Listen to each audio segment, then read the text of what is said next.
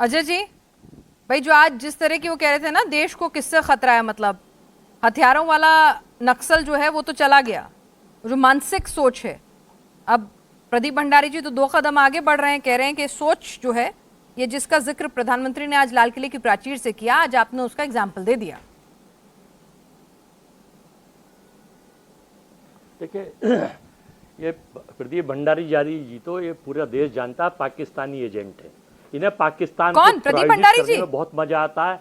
इनका जो वहाँ का जनरल है वो इनका आइडियोलॉजी। कैसी बातें कर रहे हैं? कौन? प्रदीप भंडारी जी? खराब हो गया है क्या? वो इनका आइडियोलॉजी है। ये कुछ भी बोलेंगे क्या? हाँ हाँ, पाकिस्तान के। अजय वर्मा जी, अजय वर्मा जी एक बार फिर से सोच लीजिए। बीजेपी तो सारे दिन आप लोगों को पता ही नहीं। अजय वर्मा जी आज थोड़ा सिंग्ड आउट लग रहा है मामला। 1 मिनट, थोड़ा बेनिफिट ऑफ डाउट देते हैं। पूरे देश को पता है, पूरे देश को पता है कि पाकिस्तान, हिंदुस्तान, पूरा देश को पता है पाकिस्तान, हिंदुस्तान, शमशान, कब्रिस्तान और हिंदू मुस्लिम और जनरल असीम इनका प्रायोजित पोस्टर वो है और इनका पाठ्यक्रम है। अरे भैया, वो तुम्हारे नेहरू जी थे जिन्होंने जो सिलेक्टेड प्राइम मिनिस्टर बनने के चक्कर में जिनने जिन्ना की वजह से पार्टीशन कर दिया और 4 लाख से ज्यादा हिंदुओं की जानें चली गई थी विभाजन विभीषिका में। अजय वर्मा जी, आप मुझे अभी तक ये नहीं बता पाए। मुद्दे की बात तो मैं कर रही हूँ ना, मुद्दे की बात कर रही हूँ। किसका भाई वंदे मातरम से आपको क्या रहा है दिक्कत है क्या? वीडियो में हो क्या रहा है? आप वो बता ही नहीं रहे आज। वो तो कह रहे हैं कि आपकी जो नक्सल, जो अर्बन नक्सल, नक्सलवादी सोच की जो बात करते हैं, मानसिक, तो वो तो आपको और ब्लेम कर रहे हैं। देखिए, ये नैरेटिव लेकर जाएंगे, ये तस्वीरें घर घर घुमाएंगे। आपके लिए नुकसान तो नहीं हो गया? ये असली राष्ट्रभक्त और सनातनी है। अच्छा, ये अपने राष्ट्रभक्त और सनातनी है तो दिखाइए। मेरे हाथ में तिरंगा है, मेरे हाथ में तिरंगा है, देखिए। ये दिखाए अपने शरीर पर तिरंगा कोई भी। अच्छा, ठीक। मेरे हाथ में तिरंगा है, देखिए। ठीक है, ये तिरंगे से हम प्यार करते हैं, ये देखिए। ठीक है। ये अपने शरीर पे दिखाएं, गले पे दिखाएं, गर्दन दिखा पे दिया दिखाएं, मेरे उन्होंने, हाथ में लेके हर घर मेरे तिरंगा दिल में लहरा रहे तिरंगा हैं। है, मेरे सैफरन मस्तक भी पे है तिरंगा है, और उस मेरे भगवा मांग का में तुम तिरंगा है, विरोध मेरे करते शरीर हो। पे तिरंगा है। सुनो, ये मैंने हाथ में पहना हुआ तिरंगा। सैफरन भी है, जिस सैफरन का तुम विरोध करते हो। याद है ना तुमने पार्लियामेंट के बाहर क्या किया था? तुम दिमागी नक्सल मानसिकता से ग्रसित हो, याद रखो। चोरी कराने वाले ठीक है, चलिए अजीज खान साहब से हमारे साथ आ गए। खान साहब, आपके नेता कह रहे हैं कि हम तो दूसरा एक वो अलग ही गाना उन्हें पसंद आया, वो तो कह रहे हैं हम वो गाएंगे। क्या हो रहा है?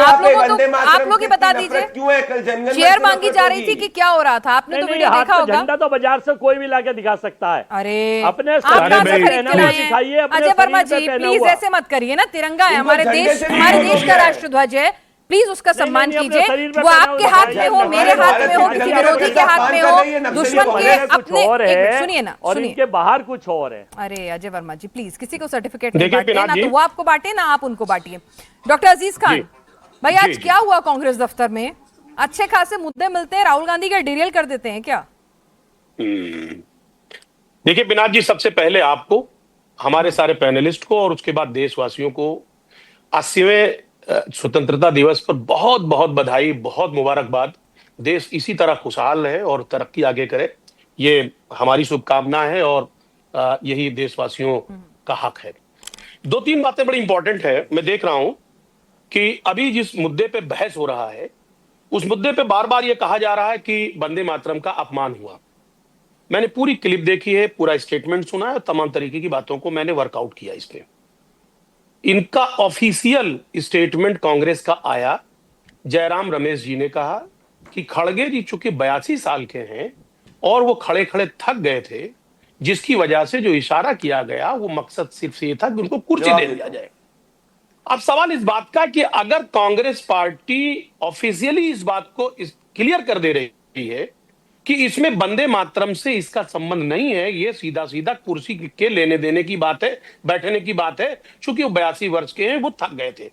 अब इसमें एक 10 सेकंड का क्लिप काटा जाता है आईटी सेल के द्वारा और उसका प्रचार प्रसार किया जाता है, माहौल खड़ा किया जाता है। क्यों खड़ा किया जाता है? इसकी बहुत खास वजह है कि आज माननीय मोदी जी लाल किले पे जब स्पीच दे रहे थे तो अपने 12 साल की उपलब्धियों को नहीं बता पा रहे थे। वो ये नहीं बता पा रहे थे कि इन 12 सालों में जो करोड़ों युवा बेरोजगार हैं, किसान परेशान हैं, जेनजी की स्थिति यह है कि पेपर लीक हो रहा है और उसके लिए धरना प्रदर्शन हो रहा है, उन पर लाठियां बरसाई गई। मैं जवाब दूंगा क्यों इसका। बरसाई गई? सब सुन लीजिए, मेरी बात सुन लीजिए।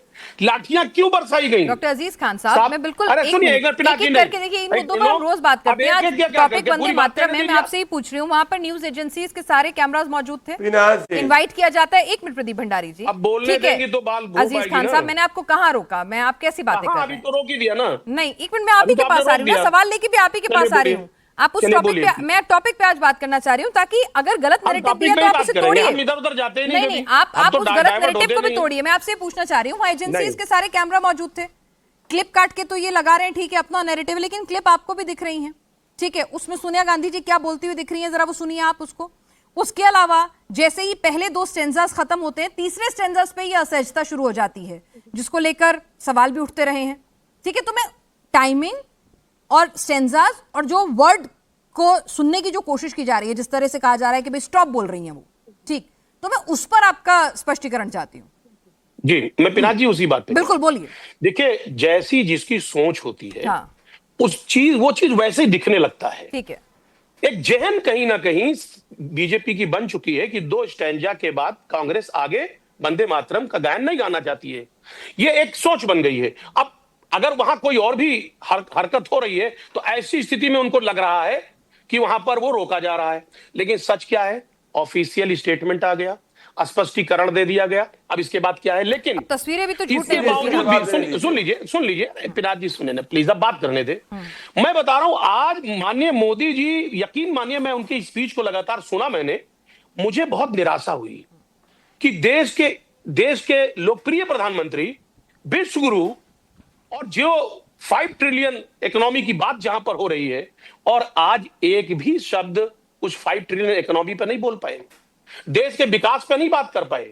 हम ये कह रहे हैं नौजवानों पे जो हमारा स्पाइनल कार्ड है, तो आप लोगों ने इनको ये Gen मुद्दा Z क्यों जो दे दिया? spinal नैरेटिव cord बनाने का है, मौका क्यों मुझे देते हैं? मैं तो आपसे वही कह रही हूँ ना कि ऐसी गलतियां क्यों कर रहे हैं राहुल गांधी? कभी दूसरे देश की महिला राष्ट्रीय अध्यक्ष को लेकर टिप्पणी हो जाती है तो मुद्दा डिरेल हो जाता है। आज वंदे मातरम में जहां 1.5 मिनट कुर्सी नहीं मिली थी, वहां 1 मिनट और नहीं मिलती है ना? क्यों मौका दे रहे हैं? मैं तो यही कह रही हूँ आपसे, क्या अखिलेश जी का नुकसान तो नहीं करा देंगे राहुल गांधी? देखिए, मैं बताऊं, कोई मौका नहीं। बीजेपी ऐसे मौकों की तलाश में बना करके रखती है ताकि उससे लोग सवाल न कर पाए। तो आप देते क्यों है? मैं तो वही कह रही हूँ सर। कोई नहीं दिया, कहीं कोई मौका नहीं दिया। ठीक है, नहीं दिया। सवाल का जवाब देना ही नहीं चाह रही, वो नहीं चाह रही है कि कोई बेरोजगारी पे बात ठीक है, ठीक है।